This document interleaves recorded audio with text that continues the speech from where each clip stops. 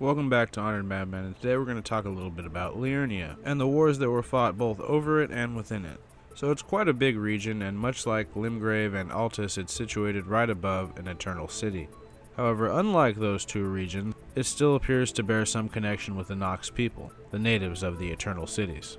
It's also known that the Nox invoked the ire of the Golden Order, to the point of the Greater Will personally sending a star by the name of Astel down to destroy one of their eternal cities, and basically sending the rest of their civilization into hiding, well, for the most part outside of like Celia. They all just went underground and there they stayed. Now somewhere down the line, a group of astrologers from the mountaintops of giants, likely from the Stargazer ruins, came down to Liurnia and settled down in the region and began adopting some of the Nox traditions, such as the vow of absolution with the celestial dew, or the night tier as the Nox would have called it. The astrologers would eventually build a school called Caria Academy, and one exceptional individual who might have had an unfair advantage in the form of an eldritch moon helping her out, named Renala, rose to the top of the academy and became its governor. From that point, she established her own noble house of Caria, and they pretty much became the real power, like the ruling body of Liurnia. She had all her own retainers, and she had a school full of twisted-ass wizards, who by this point were cutting out each other's hearts and replacing them with primal glintstones to achieve their morbid version of immortality.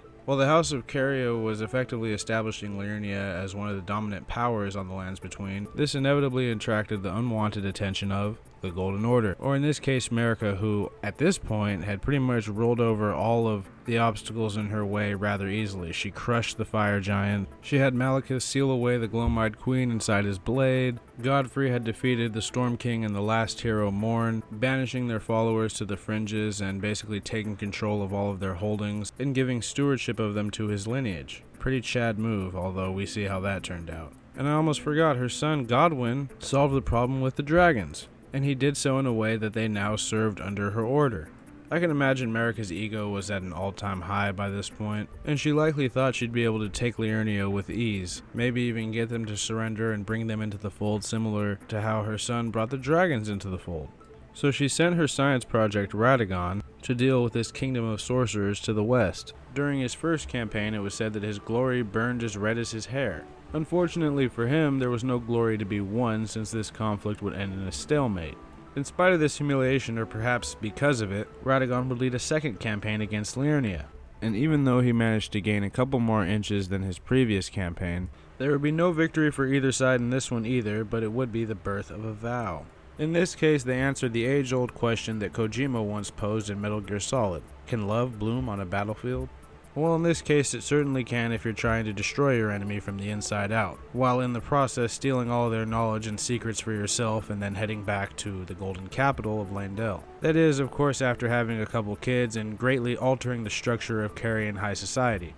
Radagon did a hell of a number on them, but it wasn't through warfare. It was through subterfuge. I like to believe it was the purpose for his creation. But if you believe the official story, this was just Marika turning into a man to seduce her enemy, since she couldn't beat them in warfare. But regardless of how she went about it, the fact remains that Marika and the Golden Order now controlled everything.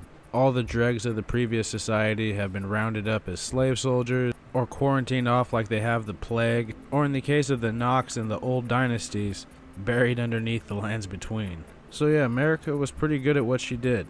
Now the next recorded conflict we have isn't really much of a conflict. We just know that the severed harpy Malenia led her Cleanrot Knights through Liurnia on her way to first knock down Godric and then go challenge Radagon. It's tough to say if she fought her way through Liurnia, but I imagine they just let her pass through, since the Carians by this point were focused on their own internal troubles, as opposed to the quarrels of demigods, whether or not one of the demigods in question happened to be from the Carian line like Radagon was. Plus, we all know how Malenia's march ended anyway. Although the swords at this Swordgrave monument had to come from somewhere, so maybe they did fight their way through. What's a march without some killing, I guess, huh? Anyway, remember those internal troubles I was telling you that the Carians were dealing with? So this was more of a minor civil conflict in Liurnian history, where a group of the mages and sorcerers of the Academy, fed up with Radagon's amendments to their rules, staged a small-scale rebellion, led by the extremely powerful sorceress Selen, known by her enemies as the Graven Witch, and backed by two of the founding-level sorcerers, the Archmagisters Lusat and Azur, and their collective goal was to go back to the old ways of glintstone sorceries that cleaved close to the primeval current, the primordial source of all sorcery. And since this trio and their presumptive followers were greatly outnumbered, Selen would resort to turning several students, or groups of several students, into starseeds, or graven schools as the Academy calls them, or as I like to call them, balls of faces. But she presumably created these graven schools to serve her will, and maybe even to act as portable power sources to fuel some of her more powerful sorceries. But this small uprising was inevitably put down rather swiftly, with the Archmagisters being chased from the halls of Liurnia, and Selen only being able to escape presumably with the help of Selevis, a rather unsavory servant of the Carian royal family who had no problem betraying them from time to time. Judging by some of the portraits around Liurnia, it's also strongly implied that Selen was also a founding level sorcerer, or at the very least was at their skill level. The sorcerers managed to trap one of the starseeds, or balls of faces, in what would become one of the forbidden wings of this Lovecraftian Hogwarts analog. And the story of the mysterious graven schools would soon pass into a half-whispered legend amongst the newer generations of sorcerers at Liurnia. The final conflict we're going to talk about today is probably the most important one that's going on in Liurnia as it's happening by the events of the game. It also happens to be the one we have the most information about, so let's get right to it. The Liurnian Civil War. So this conflict arose after Radagon abandoned Rennala, revealing to all that she was never a real champion after all. Not to mention the growing number of sorcerers that had grown disillusioned with her leadership, especially with her allowing Radagon to make any changes he saw fit to the Carians' way of life, and that presumably extended to the Academy as well. They deemed her unfit for leadership, and at the end of the day you can't really blame them. They were the only nation able to hold out against the Golden Order and Marika's army, and because she was so easily seduced, the people of Liurnia had to forfeit their independence. Now sure, it probably gets a little more complicated than that. I imagine Radagon would have never stopped attacking, especially if the seduction didn't work. Marika might have even brought in Godfrey to handle it. So perhaps she made the choice she did to protect her people, but that didn't matter now. The shattering would soon break out, and the doors of the great Liurnian Academy would be locked tightly, preventing any from entering or leaving until this conflict was resolved. So Rennala and all of the sorcerers and a good amount of crabs, living jars, a whole mess of glintstone zombies, and one Carian enchanted knight, namely the commander, Moongrum, would all be locked inside the Liurnian Academy, where they still are by the events of the game. And on the outside of the walls of the Academy, tensions between the Carian royal family and the collective other lords of the region of Liurnia broke out into all-out war. With the Carians outnumbered but not outmatched, we know of at least 3 battles that must have taken place during this war. Again, some of these may not be true battles and more conflicts like this first one. The lords of the Academy had a group of their own glintstone knights, the contemptible cuckoos as they're known to the Carians, lead a march on Carian Manor to the north. These knights were highly skilled and were paid in the form of sorceries, usually offensive or sometimes defensive, that served to help supplement their already exceptional martial skills. They were greater in number to Caria's own enchanted knights, but not greater in skill or power in magic in any way. In fact, it can be assumed that most of these glintstone knights probably only possessed a fraction of the skill and ability of Caria's enchanted knights. The glintstone knights themselves had to make up for this by often being mounted and using much longer weapons, and occasionally even bows. But their overall knowledge of spells was still comically low compared to the enchanted knights. But this did not stop them from successfully sacking the King's Realm fort to the direct south of Carian Manor, effectively rendering it into a pile of ruins. Now the famous troll war counselor and smith, Iji, was said to be in command of the King's Realm fort that night, and it's generally believed that he made the pragmatic decision to let the fort fall so as to lull his enemies into a false sense of security so that they would effectively walk into his trap of being destroyed by the countermeasures in place to the south of the manor but beyond the King's Realm ruins. So they got torn to pieces by blue magical artillery, and a sword-grave monument was erected as a sort of warning sign to any more cuckoo knights and to the lords of the Academy as a whole if they wanted to try again. And when you think about it, these glintstone knights kind of got off easy, because even if they had evaded the magical artillery and gotten into Carian Manor, what's immediately in Carian Manor? A whole bunch of giant hands. Now, I've seen these knights fight the hands before. They never really do well. They would have immediately and rather horrifically been torn to shreds by the finger creepers, in what I consider to be a much more gruesome death than simply being blown apart by magical artillery. Just my thoughts, though. And as far as I know, no one really knows what the inciting incident was that started this whole civil war in the first place. We know the tensions that built up to it, but we don't know what the actual starting point for the war itself. But if I had to guess, it would probably be those Glintstone Knights marching up and trying to take out Carian Manor. That much would explain the Carians' brutal response.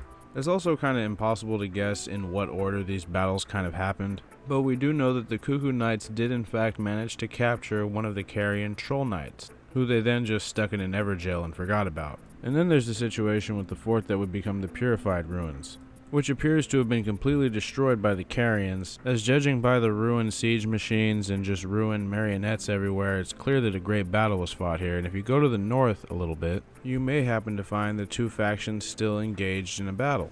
While both sides of this conflict were known to use marionettes, the Carians were the only ones who employed the use of puppets, which differ greatly from marionettes or avionettes, as those are primarily artificial constructs powered by a glintstone. Puppets, on the other hand, were made with real people, and functioned in a way similar to spirit ashes. It should go without saying that the Carians weren't above making puppets out of their fallen enemies. Carian Manor, for instance, is guarded by the spirits, or rather puppets, of several Cuckoo soldiers, likely the ones that followed those Glintstone Knights into a blue version of the Battle of Bastogne. The puppets in this case appear to be made of mostly nobles and aristocrats, possibly ones that served the Academy Lords, or possibly ones that served the Carians, as there is a Carian Troll Knight who appears to be puppetified, leading the forces into battle against the Cuckoos. I do kind of like the idea of the Carians turning some of their own into puppets as well, to be more effective soldiers, although for the most part I imagine their puppet forces are just made up of captured Cuckoo soldiers and nobles. It also looks as though that the Cuckoo Knights attempted to take the Carian-held 4 belfries. Still though, no matter how many pumpkin heads they bolstered their armies with, they were kept back from ever seeing the steps of the belfries by a band of headless spirit troll knights, likely using the same magic that kept the Guardians of the Mausoleum alive and able to teleport. But I'm assuming they used that same type of magic ritual to bound themselves to the belfries as its eternal protectors, and all it cost them was their heads. Now they have cool, ghostly teleporting abilities to further supplement their Carian Knight abilities, which is probably why they were able to so successfully defend the 4 belfries from a force of Cuckoos that was much greater than just 4 headless troll knights. So this resulted in the Cuckoos just kind of setting up a camp and outpost at the foot of the 4 belfries, presumably just to keep out any Carians that seek refuge behind the troll protectors, and of course the teleporting abilities of the belfries themselves. The Carians also had another victory when presumably a horde of 2nd Gen Albinauric completely obliterated the Academy Gate Town, which was located right outside Caria proper.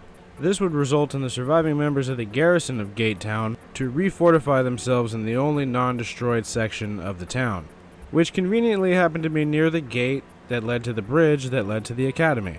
And sure, I guess it's possible that the Gate Town could have been destroyed prior to this whole Civil War thing, but the large number of 2nd Gen Albinaurics leads me to believe it's the Carians who are behind it, and that they're not just patrolling it for no reason, they're the ones who sacked it.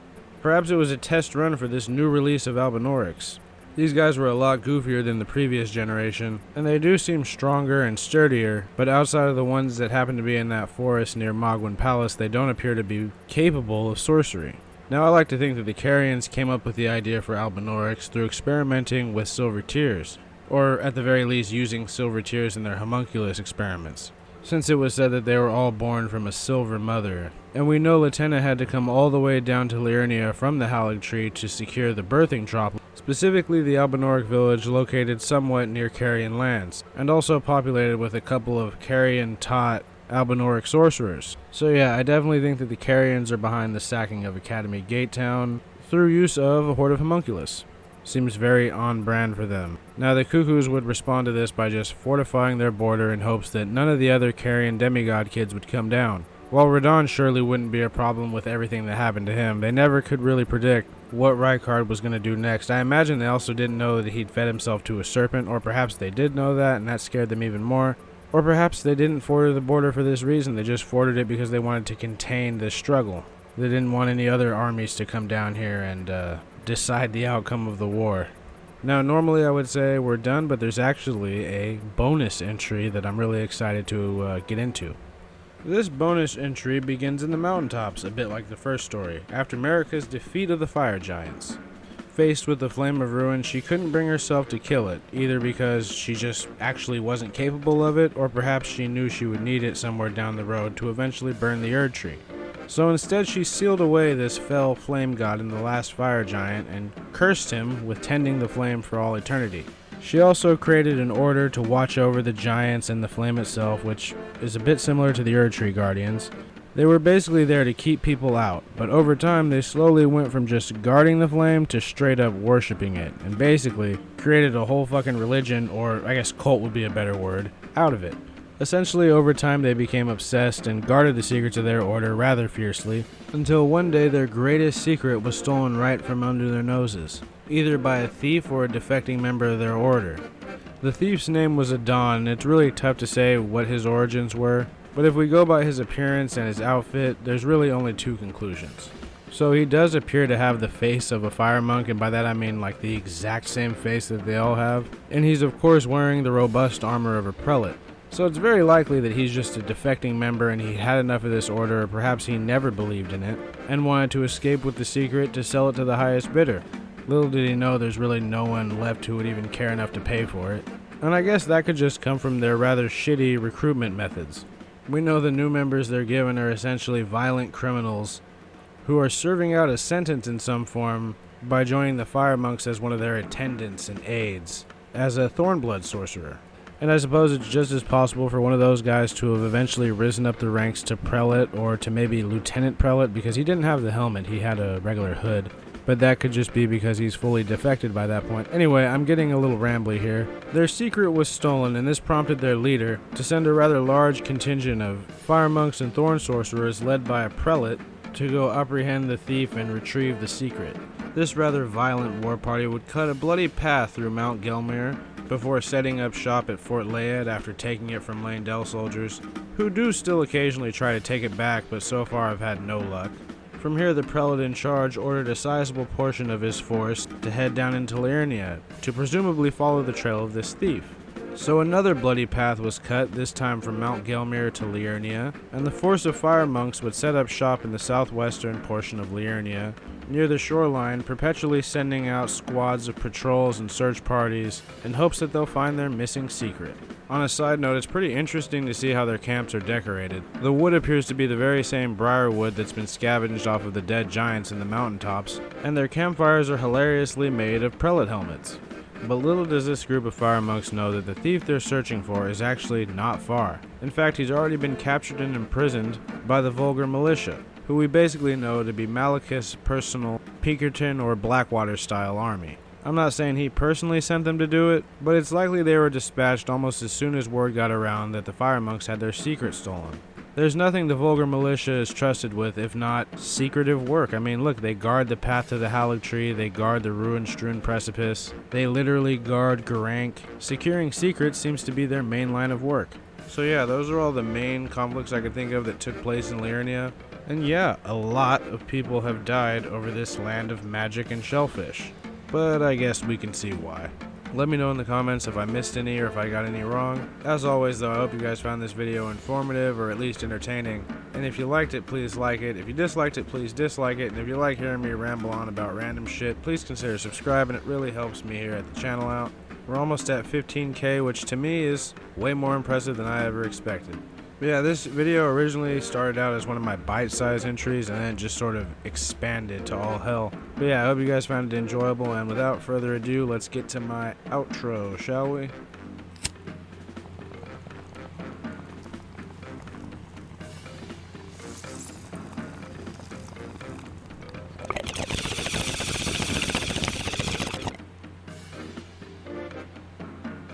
So yeah, I don't want to spoil anything, but there's some mystery videos coming in the works that might be pretty good. All the planned ones are still coming. They're just, I think I'm going to throw in like a mystery video in between every planned one or something like that. But I don't want to ramble on too long about finished or unfinished or almost finished projects. I feel like I do that way too much anyway. But there's a lot of good stuff coming. Like I said, this video started out as a random small bite-sized idea for a video I had like the other day, and it quickly became this, and look at this, it's out. But yeah, as always, you guys have a good one, be safe, and oh yeah, if you want to follow me anywhere, Honored Madman on Instagram, that's the only social media I have. But yeah, you guys have a good one and be safe. I'll see you next time.